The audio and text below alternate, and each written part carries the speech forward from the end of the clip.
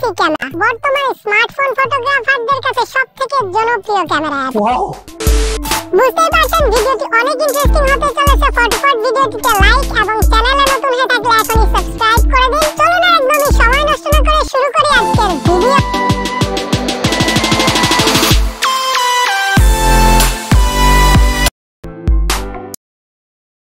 Selfie camera download করার জন্য প্রথমে আপনাদের পছন্দের ওয়েব ব্রাউজারটি ওপেন করবেন।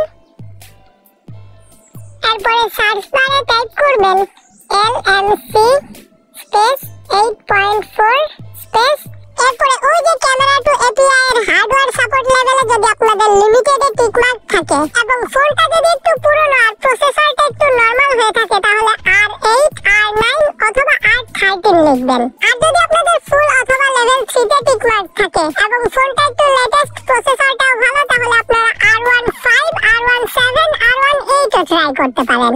আমার ফোনটি Redmi Note 12 এবং প্রসেসর Snapdragon 685। এই ফোনের জন্য বেস্ট কমফোর্টেবল ভার্সন R15। এরপরে লিখতে হবে হাসলি ডেভেলপার। প্রথমে LMC 8.4 লিখবেন, এরপর আপনার ফোনের জন্য কমফোর্টেবল ভার্সনটি লিখবেন, এরপরে লাস্টে অবশ্যই হাসলি ডেভেলপার লিখে সার্চ করবেন।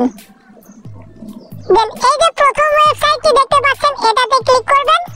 দেখতে পাচ্ছেন এটি জিক্যাম হাবের সাইট, আর নিচে দেখতে পাচ্ছেন হাসলি ডেভেলপারের অনেকগুলো LMC 8.4 ক্যামেরার লিস্ট চলে এসেছে। এখান থেকে আমি প্রথমটি ডাউনলোড করব।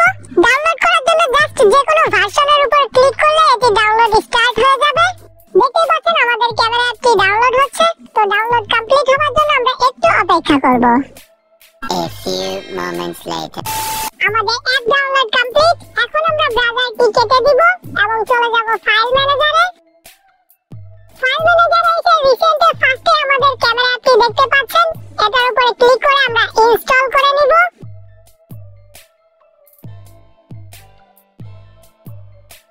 এই ক্যামেরাটি ওপেন করা যাক। পারমিশনগুলো অ্যালাউ করে দিব। একটি ছবি তুলে দেখাই।